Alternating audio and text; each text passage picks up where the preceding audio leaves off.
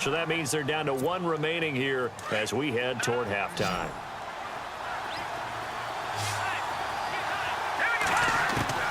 On first down, Keenum. Escaping the pressure right. And he just throws this one away. Smart decision here this close to the end zone, and it brings up second down. Well, one thing that I've liked defensively is that they've shown them a lot of different looks here in the first half. They've come after them. They've sat back. I think that's what you need to do to keep an offense guessing. And they certainly have kept them on their toes. That's why they haven't had much success on the scoreboard. Into heavy traffic, and it's intercepted. Picked up by Deion Jones, the linebacker. And this one will be brought back to the 22. Brandon, this is why golfers do their best to never count a score in their head before the ball goes in the cup. This looked like a slam dunk for points on this drive, didn't it? Instead, they'll throw an interception, and they're going to come away empty. After the interception, here's Ryan. Pressure coming from the Vikings, and they get there and bring him down. And now the Vikings are going to stop it here on defense with a timeout. It's just their first, so they'll have 2 remaining here before we get to halftime.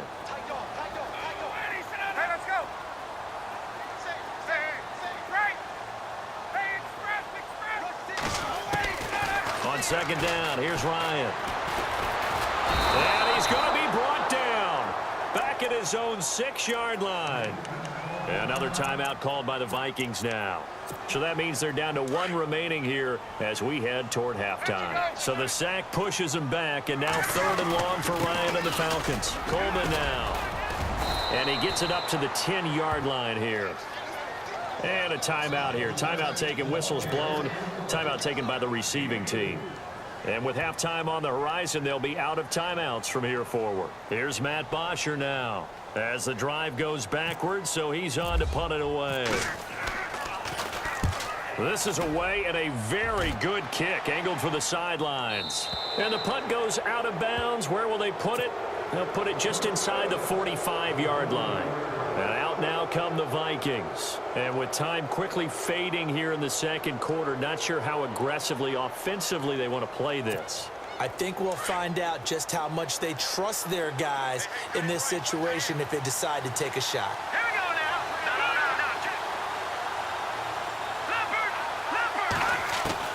Trying to shake off the interception from the last drive. He'll look to throw. Lets it fly for Thielen. And that will be incomplete. 4 ticks left here on the clock.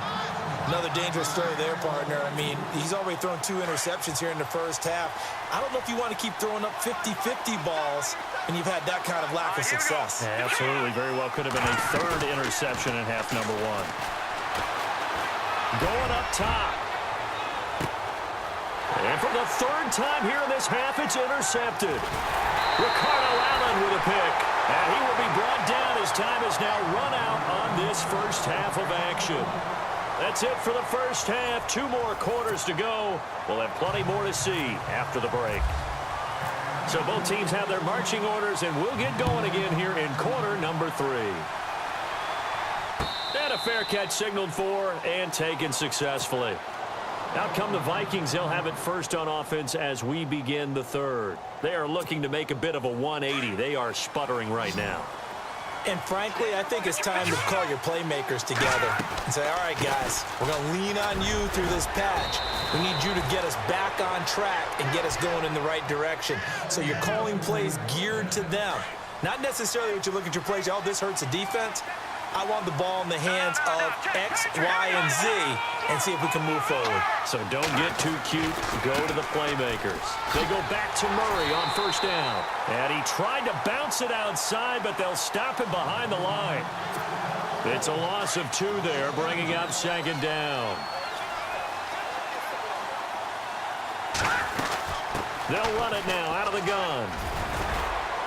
And he'll be brought down just shy of the 45. 8 yards there on the carry, and now they're left with a much more manageable 3rd and 3. The Vikings on 3rd down. They've been okay, 2 for 3 thus far. This time it's 3rd and 3. Now Keenum. He's just going to dump this one off to his fullback out of the backfield. And he'll be taken down at the 46-yard line. It'll be a 2-yard gain, and that's going to bring up a 4th down.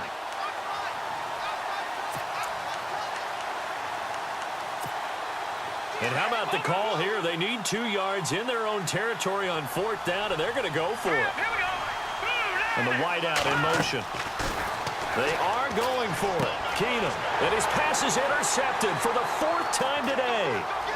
Picked off near the 42. And he will score. Touchdown, Falcons.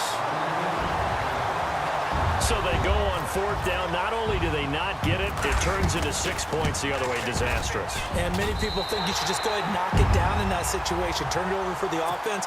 But I had a defensive coordinator recently tell me, we see that as a passive play. We don't do that anymore. We want the ball in our hands, and we want to head the other way. Probably also instinct a lot of times. If you see a lot of green grass ahead of you, go ahead and grab it. It's the exact right play to do. That's knowing when to break the rules and when to make a play that maybe you hadn't been taught.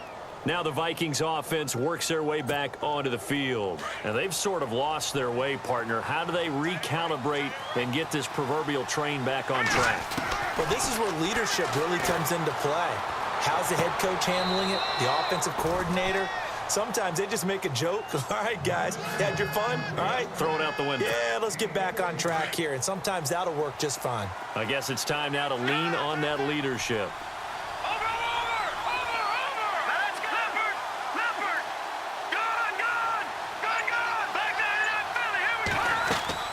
Now a play fake here on 1st down. Eluding the pressure right. Throw left side complete. That's right.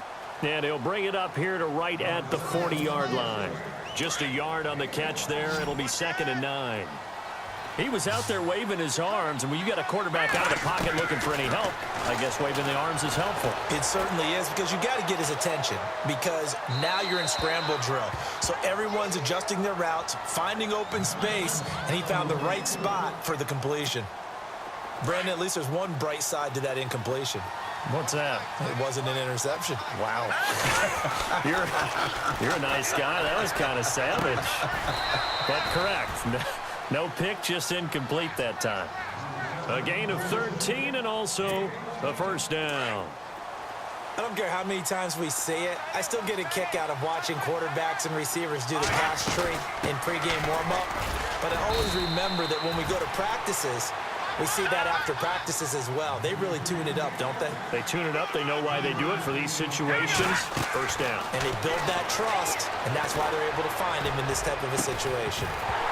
And the hit jarred it loose. It's incomplete. That would have been a great catch, but it was real difficult to hold on to it because it was contested all the way. Would have been a great play if he'd been able to haul that one in. They'll fake the give. Now Keenum. Flushed out right. He can run for it, and he will. And he gets it to the 34. Good enough for the 1st. A good decision in the end to pull it and run. Gets him 9 yards and a 1st. On 3rd down, the defense decided to blitz. A very good job of recognizing it, stepping away from the pressure, and finding open space to scramble and pick up a 1st down. He goes for 18 there as the drive will continue. Never make the mistake that the slot receivers, especially the little guys like we're watching here, are just quicker than fab. And this is going to be intercepted. Picked up by Keanu Neal. And a big turnover there as his guys will get the football back. Thought they had something going there to break that goose egg here in the 2nd half, but to no avail. Hope was alive until that interception. What a terrific play, taking the ball away after it looked like they were starting a drive. And now that shutout still standing. You know that's something those defensive guys hold a lot of pride on, too. No doubt about it. They're excited about where they are in this game.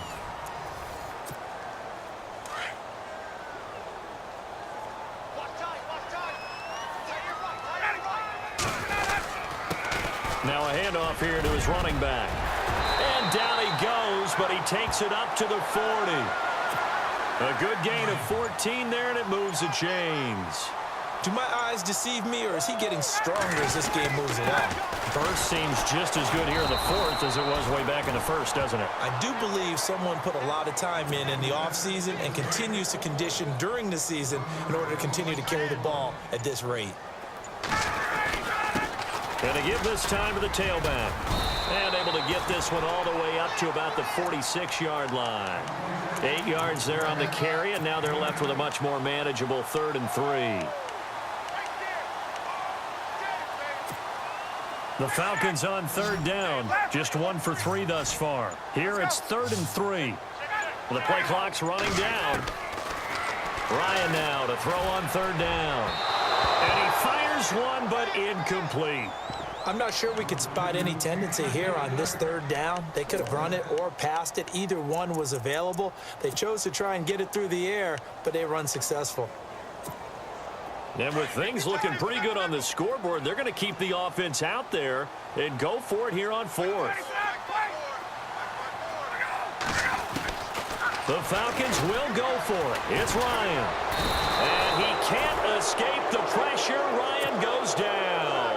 Linval Joseph with a great push up front. He picks up the sack and a loss of 8.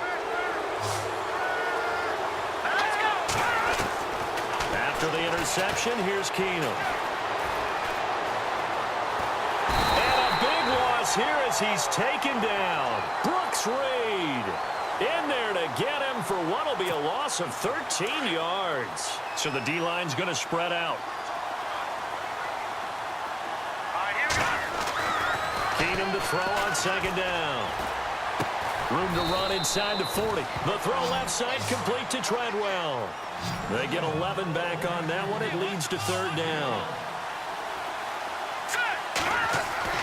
Throwing is Keenum on 3rd down. Flush to his right. Over the middle, he's got Treadwell. And this one's going to go the wrong way. Losing yardage back at the 42. And they're indeed going to go for it here on 4th down. So trailing here in the last quarter. Let's see how this plays out. Now Keenum, got to have this one. Got a man, it's right. And down he goes, taking it inside the 10, just shy of the 5 at the 6. The decision to go for it pays off, and now they're set up 1st and goal. Again, they'll throw with Keenum. And no escaping this time as he'll go down. They got him for a sack. Adrian Claiborne in there to take him down, and the clock will roll.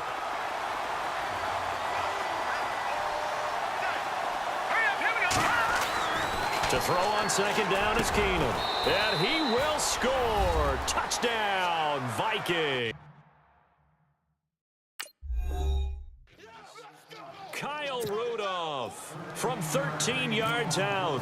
And the Vikings are able to make this a close game again.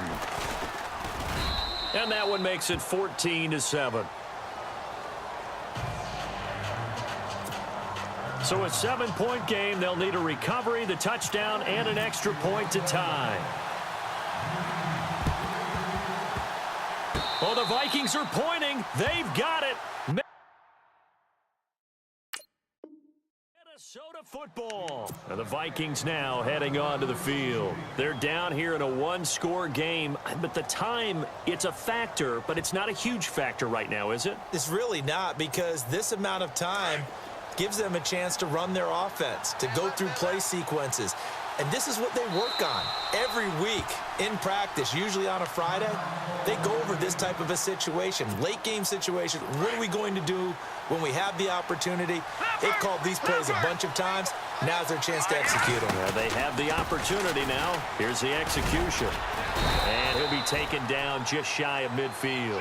It's a 6-yard pickup, and it gets him to 2nd and 4. The Vikings in the hurry up. They're hustling up to the line.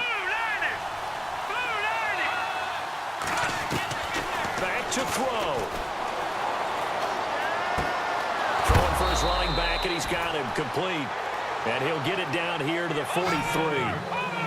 It goes as a gain of 8, and it moves the chains. And remember, field goal does them no good in this situation. You got to think they should be taking some shots for the end zone soon. It'll buy some time right. And his throw's going to be incomplete. He was looking for Jarius Wright that time. And now it's 2nd down. This defense has watched their lead dwindle away. This is where they really need to bow up. They executed well there. And it's often hard after you've played really well early and then you kind of relax a little bit.